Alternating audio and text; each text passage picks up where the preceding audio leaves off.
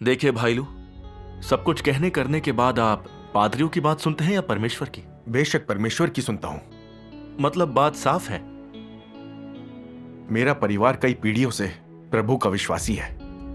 क्या सर्वशक्तिमान परमेश्वर को स्वीकारना प्रभु यीशु से धोखा नहीं? हाँ बताइए। क्या प्रभु यीशु और सर्वशक्तिमान परमेश्वर वाकई एक ही परमेश्वर है?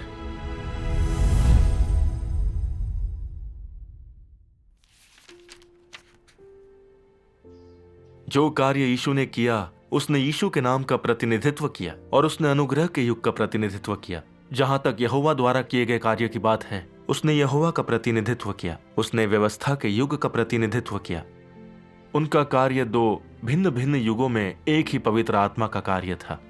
यद्यपि उन्हें दो भिन्न भिन्न नामों से बुलाया गया, फिर भी ये एक ही पवित्र आत्मा था जिसने कार्य के दोनों चरण संपन्न किए, और जो कार्य किया जाना था वो सतत था।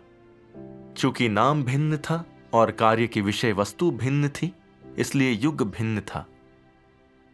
जब यहोवा आया तो वो यहोवा का युग था, और जब यीशु आया तो वो यीशु का युग था।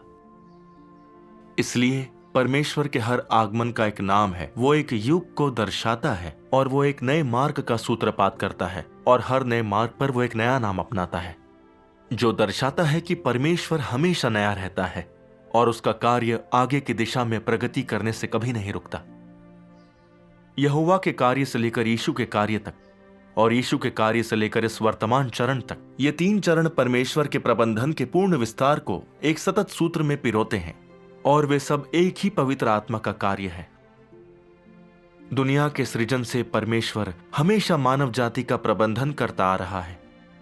वही आरंभ और अंत है, वही प्रथम और अंतिम है, और वही एक है जो युग का आरंभ और अंत करता है। विभिन्न युगों और विभिन्न स्थानों में कार्य के तीन चरण अचूक रूप में एक ही पवित्र आत्मा का कार्य है। इन तीन चरणों को पृथक करने वाले सभी लोग परमेश्वर के विरोध में खड़े हैं। अब तुम्हारे लिए यह समझना उचित है कि प्रथम चरण से लेकर आज तक का समस्त कार्य एक ही परमेश्वर का कार्य है, एक ही पवित्र आत्मा का कार्य है। इस बारे में कोई संदेह नहीं हो सकता। आमीन। परमेश्वर हर युग में एक नया नाम लेकर नया काम करता है। ये वाकई एक रहस्य है। ये सचमुच नई बात है। हाँ बिल्कुल। तो अब आप समझ गए कि सर्वशक्तिमान परमेश्वर और प्रभु यीशु एक ही परमेश्वर हैं। दोनों परमेश्वर का आत्मा है जिन्होंने अलग अलग देह धारण की है। प्रभु यीशु का आत्मा आज का सर्वशक्तिमान परमेश्वर है। उनके शरीर अलग अलग हैं, लेकिन आत्मा एक ही है, परमेश्वर एक है। मानव जाति को बचाने का परमेश्वर का कार्य तीन चरणों का है। व्यवस्था के युग में यहोवा ने नियम जारी किए, आज्ञाएं दी ताकि लोगों को जीने की राह दिखा सके। अनुग्रह के युग में मनुष्य को पापों से छुटकारा दिलाने के लिए प्रभु यीशु को सूली चढ़ा दिया गया। प्रभु यीशु का आत्मा यहोवा था। प्रभु यीशु देहधारी परमेश्वर था जो उसका काम करने आया। क्या यहोवा और यीशु एक ही परमेश्वर नहीं है? हाँ। क्या प्रभु यीशु को स्वीकारना यहोवा को धोखा देना है? बिल्कुल नहीं। नहीं है। तो हम मान सकते हैं कि व्यवस्था के युग और अनुग्रह के युग में किया गया काम एक ही परमेश्वर का था। प्रभु यीशु ने भविष्यवाणी की थी कि वो अंत के दिनों में लौटेगा। ये सत्य के परमेश्वर का प्रकट होकर कार्य करना है ताकि हमें सत्य में प्रवेश करा सके। और अब सर्वशक्तिमान परमेश्वर आ चुका है। उसने सत्य के लाखों वचन व्यक्त किए हैं और अंत के दिनों में न्याय का कार्य कर रहा है। सर्वशक्तिमान परमेश्वर सत्य के परमेश्वर का प्रकटन है। आमीन। तो सर्वशक्तिमान परमेश्वर और प्रभु यीशु क्या एक ही परमेश्वर नहीं है? बिल्कुल। क्या आप कहेंगे कि सर्वशक्तिमान परमेश्वर पर विश्वास करना प्रभु यीशु से धोखा है? ऐसा नहीं है। नहीं, ऐसा नहीं है। व्यवस्था के युग से लेकर अनुग्रह के युग तक और अब राज्य के युग में एक ही परमेश्वर कार्य कर रहा है।